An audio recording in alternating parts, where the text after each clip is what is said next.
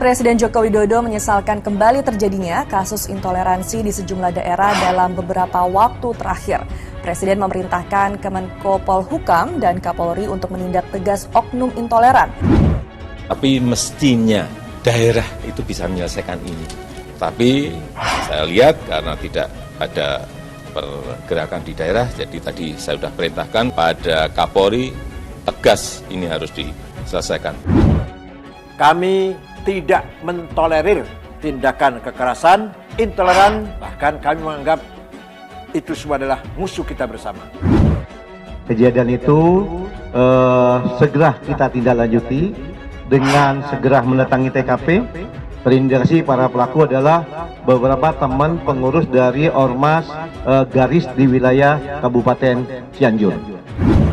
Pemerintah berkomitmen sikap-sikap yang tidak toleran, apalagi yang disertai dengan kekerasan fisik maupun verbal, harus hilang dari bumi pertiwi Indonesia. Pada bocor semua, ini gara-gara satu oknum ormas, bukan warga, ya, dan mengatasnamakan agama.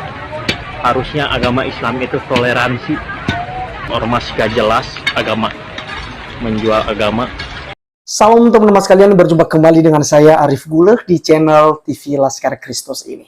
Pada video kali ini teman-teman sekalian, seperti di cuplikan yang kita lihat bahwa Bapak Presiden Jokowi telah memberikan ketegasan, bahkan katanya telah memerintahkan ya Kapolri untuk menindaklanjut ya soal pencopotan atau masalah intoleran yang terjadi di kota Cianjur, di mana teman-teman sekalian ormas yang diduga yaitu Ormas Garis, ya saya tidak tahu apa kepanjangannya, gerakan apa teman-teman sekalian, tapi inilah ormas Islam, dan tentu saja hal ini mereka melakukan pencopotan label gereja yang atau kelompok tertentu dari gereja yang menyumbangkan ya tenda kepada korban gempa di Cianjur itu. Akhirnya mereka menyampaikan bahwa supaya tidak ada organisasi yang menonjol dari manapun gitu ya, jadi harus dicopot itu. Tetapi teman-teman sekalian, dengan mencopotnya label tersebut, maka terjadilah kebocoran ketika hujan di tenda tersebut, seperti yang kita lihat di video. Nah teman-teman sekalian, saya melihat bahwa orang-orang yang dari Ormas Garis ini memang mereka melakukan tindakan ini atas dasar kebencian. Sudah pastinya teman-teman sekalian, karena selama ini ya beredar khutbah-khutbah bahwa tidak boleh menerima bantuan daripada Kristen. Karena itu sebuah alasan dari orang-orang Kristen untuk ya bereaksi dalam hal mencari jiwa dengan menyumbangkan bantuan, sehingga orang tersebut tanpa sadar sedang dikristenisasikan ya. Jadi makanya teman-teman sekalian, beredar video itu ya di pasca gempa di Cianjur itu, malah ada pemurtadan, ada misionaris tersembunyi, kemudian banyak hal lah ya yang mereka duga, dan kemungkinan besar ya Ormas Garis ini bertindak untuk melakukan reaksi mereka. Ternyata itu menjadi trending topik dan viral sampai kepada presiden ya. Dan juga teman-teman sekalian, kita mendengar bahwa seorang polisi di sana yang bernama Doni Herniawan, apakah dia Kapolres, mengatakan bahwa itu bukan aksi intoleran, tapi ini hanya untuk menyamakan saja supaya tidak ada satu pihak pun atau dari organisasi manapun yang menonjol dalam memberi bantuan. Padahal teman-teman sekalian, itu bukan sebuah alasan ya untuk melakukan intoleran ini. Sebenarnya itu bukan alasan mereka sebenarnya, tapi memang ini intoleran gitu ya. Kalau seandainya ditolak sejak awal aja lah ya, udah tahu bahwa itu tenda dari gereja, logonya sudah jelas, seharusnya umat di situ ya jangan terima, umat muslim yang ada di situ ya harusnya nggak usah terima pada waktu itu. Tapi mengapa label gerejanya dicopot tapi tendanya masih dipakai? Ya, apakah karena buatan kafir lagi?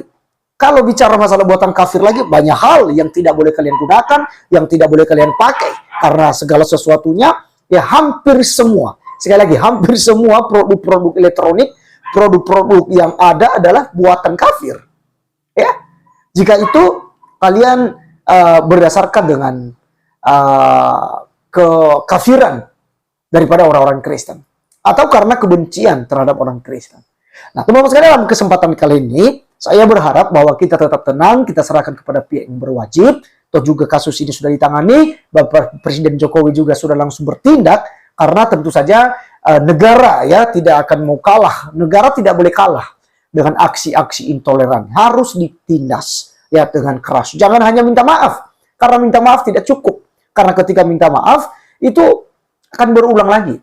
Ya, tidak berulang di situ, tapi di tempat lain akan berulang. Tapi kalau sudah ditindak dengan keras, dengan tegas, maka tentu saja orang lain pun akan berpikir, ormas-ormas tertentu yang tersembunyi, yang tentu saja berjuang untuk hal-hal intoleran, teman-teman sekalian, ya akan takut ketika mereka melihat ketegasan daripada Polri.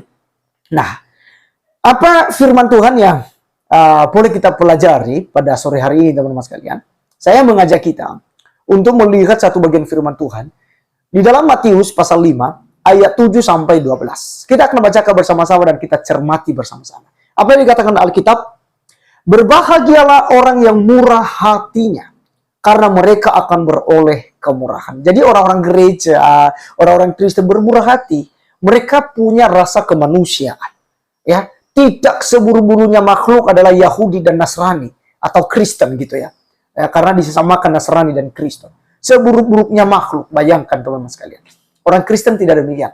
Tapi orang Kristen bermurah hati, memberikan bantuan sosial, ya, bahkan dana bila perlu kepada orang-orang yang sedang terkena musibah tanpa pamrih. Kedua, berbahagialah orang yang suci hatinya, karena mereka akan melihat Allah. Ya, berbahagialah orang yang suci hatinya. Ketika Anda copot itu, rusak tenda, tolak bantuan dari gereja, tolak karena itu dari Kristen misalnya, itu tandanya bahwa Anda bukan orang yang suci hatinya. Percuma Anda punya agama, percuma Anda mengenal Tuhan. Ya. Ketiga, berbahagialah orang yang membawa damai, karena mereka akan disebut anak-anak Allah. Ya. Berbahagialah kita ketika Anda membawa damai, kesejukan, bukan justru menjunjung tinggi perbuatan intoleran ini yang sudah dikutuk oleh negara. Ya, dikutuk oleh negara perbuatan-perbuatan intoleran itu, teman-teman sekalian. Tidak boleh. Kalau Bapak Presiden tadi mengatakan bahwa tidak boleh ada di NKRI. Ya. Berbahagialah orang yang dianiaya oleh sebab kebenaran, karena mereka lah yang mempunyai kerajaan sorga. Berbahagialah kamu jika karena aku kamu dicela dan dianiaya, dan kepadamu difitnahkan segala yang jahat. Kristenisasi gitu ya. Ini aksi kristenisasi, memberikan supermi, memberikan bantuan, memberikan sabun atau tenda seperti yang di video tadi. Itu adalah unsur kristenisasi. Kristenisasi terselubung ya. Ini framing-framing yang dibangun oleh kandurun-kandurun selama ini. Makanya terjadi terus intoleran ya. Ayatnya yang ke-12, bersukacita dan bergembiralah, karena upahmu besar di sorga, sebab demikian juga telah dianiaya nabi-nabi sebelum kamu. Maka teman-teman sekalian, kita harus tabah, kita harus sabar ketika ada diskriminasi atau intoleran, tolak gereja, tolak bantuan gereja, tolak bantuan yang diberikan, disalurkan oleh gereja kepada korban-korban yang kena gempa, teman-teman sekalian. Tolak dan macam-macam lah yang disampaikan. Alkitab katakan, bersukacitalah dan bergembiralah. Ya, karena upahmu besar di sorga. Sebab demikian juga telah dianiaya nabi-nabi yang sebelum kamu. Artinya teman-teman sekalian, orang-orang baik. Nabi itu adalah dianggap orang baik. Karena mereka adalah abdi Allah. Mereka semua sudah mengalami diskriminasi. Mereka sudah mengalami penganiayaan. Diusir, ditolak, difitnahkan. Ya. Dan itulah yang dialami oleh orang-orang Kristen saat ini. Maka bergembiralah, bersukacitalah karena itu. Sebab upahmu sangat besar di surga. Ingat teman-teman sekalian, tetap junjung tinggi nilai kasih. Karena dalam Matius pasal 5, ayat yang ke-44, teman-teman sekalian, saya bacakan.